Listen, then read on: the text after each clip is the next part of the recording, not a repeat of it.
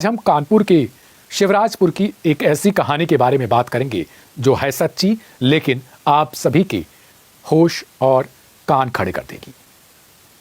दरअसल शिवराजपुर में एक मोहल्ला है, वहां पर एक लड़की है, 14 से 15 साल की है, जिसका प्रेम संबंध एक लड़के के साथ है।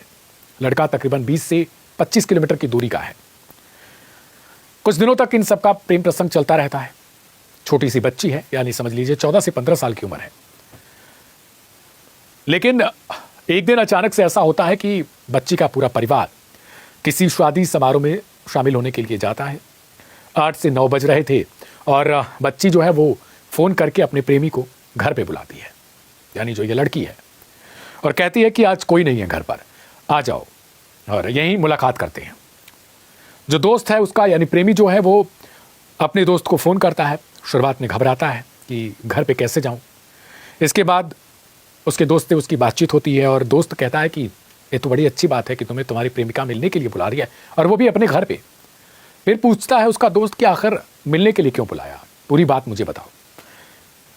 जो दोस्त है उसका, जो प्रेमिका है, उसका नाम कुलदीप है।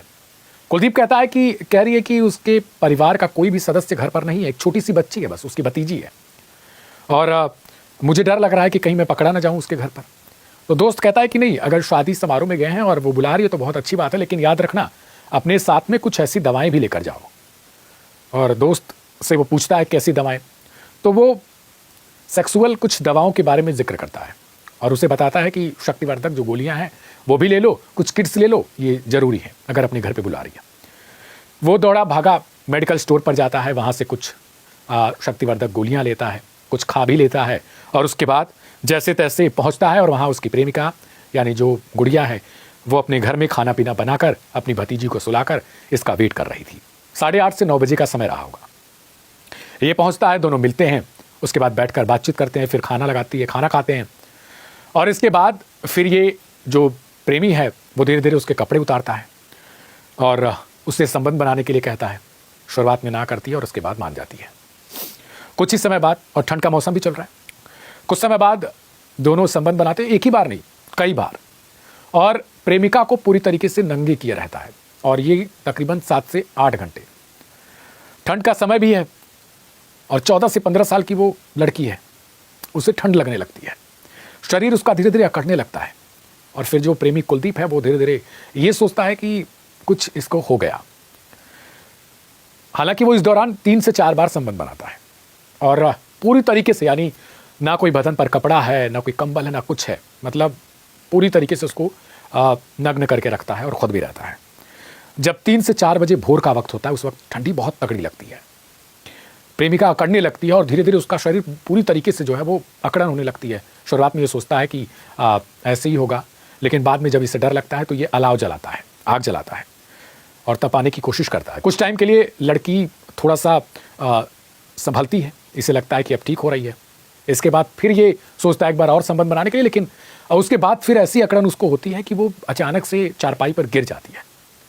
अब ये डर जाता है, अब इसे लगता है कि इसको कुछ हो गया, और वहीं से वो तुरंत रफू चक्कर हो जाता है। लेकिन इनमें से कुछ घटनाएं, यानी प्रेमी के आने तक का जो समय था, उस वक्त तक उसकी भतीजी जगी रहती है, छोटी बच्ची, उसने ये सब घटनाएं देखी थी। अब जब सुबह होती है तब परिवार वाले शादी समारोह से घर आते हैं, गुड़िया गुड़िया कहकर दरवाजे के बाहर चिल्लाते हैं, दरवाज़ा पीटते हैं, अंदर से कोई आवाज़ नहीं आती। अंत में उन्हें जबरन दरवाज़ा तोड़ना पड़ता है। दरवाज़ा तोड़कर अंदर जब जाते हैं तब देखते हैं कि उनकी बेटी चारपाई पर अर्धनग्न अवस्था में पड़ी हुई है।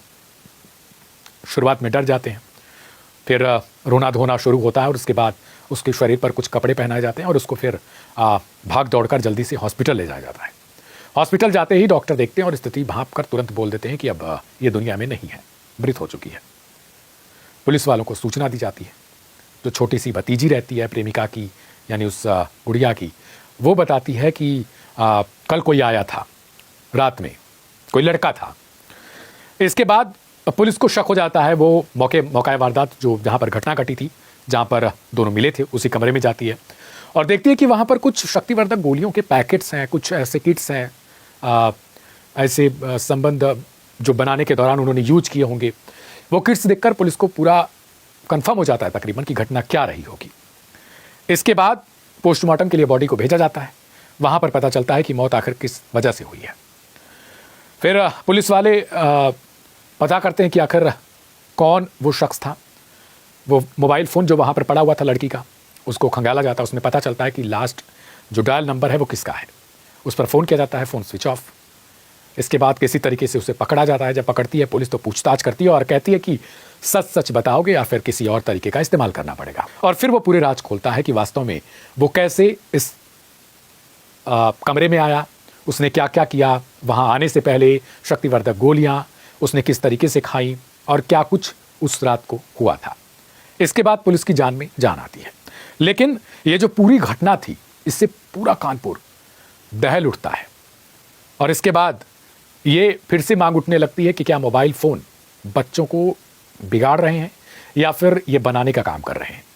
बहुत सारे लोगों के बहुत तरीके के कमेंट हैं पहले से सोशल मीडिया प्लेटफॉर्म्स पर।